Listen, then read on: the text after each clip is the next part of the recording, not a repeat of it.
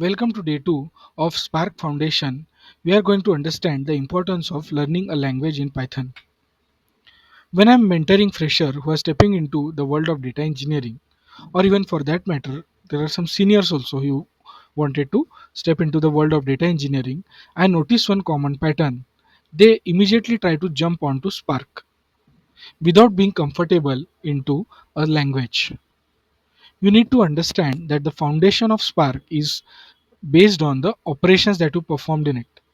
And to perform this operation, you need to understand at least one language, whether it's Python or Spark. The reason why we choose Python is the Python APIs are almost same as Scala, and they are much easier to understand and learn. And even in industry, Python has most of the data engineer prefer PySpark way of doing the things. Without understanding any language is like driving a sports car and living and learning how to steer or brake without learning how to steer or brake. Spark's core is written in Scala, but most of the data engineer they prefer PySpark as their gateway. As a best part, you don't need to learn you don't need to become a Python expert.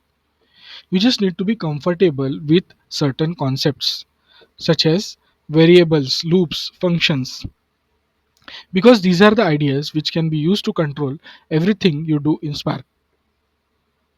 Today we'll visit them, not in isolation but in this entire article or and the video. We are going to understand how variable loops and function play an important role.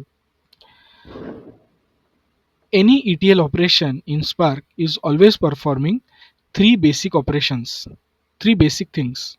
First is reading the data, second is transforming the data, and third is writing it back to the destination.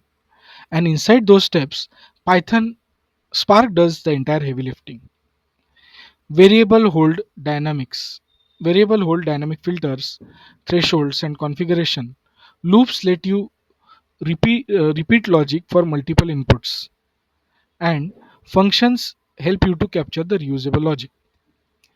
Think of Spark as an engine and Python is the steering wheel. Without knowing the basics, you will have the power, but you will not be able to control it in a right way. So understanding basics of Python play a critical role in learning Spark. Moving on to the first topic, that is variables in action. This is a simple Spark code. What it is doing is we have defined a Spark session and we have defined a Spark session and given a name to an app. We are reading one sales CSV. The data is same as this, where we have the columns for region, store, and revenue, and we have stored it in the volume. We are simply reading the data frame and trying to filter that out. It is this variable which controls the value of it is this variable which is controlling the filter condition. For example, the filter value, the filter variable is target region. If the name of the if the value of the filter variable is north, the data frame is going to filter only the north values. So this is how we can use variables in defining the different things in Spark. For example, you can see that in within this small code itself you have multiple variables. This is the Spark session, so this is the Spark variable which is there. We have a data frame variable, we have another data frame filtered variable. So these are like different variables used in Spark. Moving to second topic, functions to reuse logic.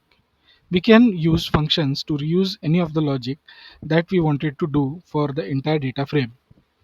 Here we can see this is a and this is just an example. We don't need to understand in depth, but you can see we have defined one function called fill missing values. Within that function we are doing multiple things like cleaning the values from data frame, making sure the revenue is numeric, and filling the missing values.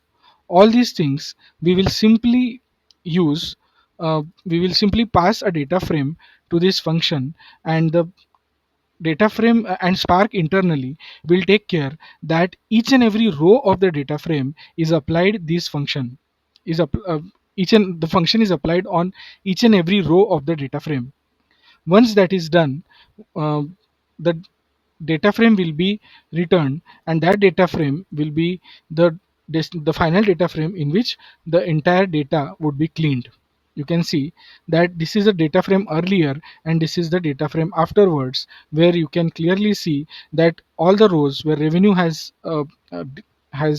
incorrect values like null or empty or na has been completely removed. So this is how we can do, like, just consolidate the logic in at one place in a function, pass the data frame, and let Spark handle the things. Moving on to the next set of things, loops to automate logic. If there is any particular data frame on which we wanted to apply repeated logic, what we can simply do is we can use loops for iteration. Understanding these basic things like how loops work, how variables work, and how functions work will help you to define a better ETL code with PySpark. This pattern loop variable function is exactly how production ETL jobs are structured. You might read multiple source files, apply cleaning function to each other, and then write the result back to the delta table. You have just used Python's three essential inside Spark workflow. Variables control which part of data Spark processes. Loops automate the repetitive operations, and function provide a reusable block. The next time you open a PySpark notebook, remember Spark is powerful because of Python and not in spite of it. Master the basics of Spark and you will be in full control of how your Spark job behaves. Thank you guys for listening. Uh, Please do subscribe. Thanks.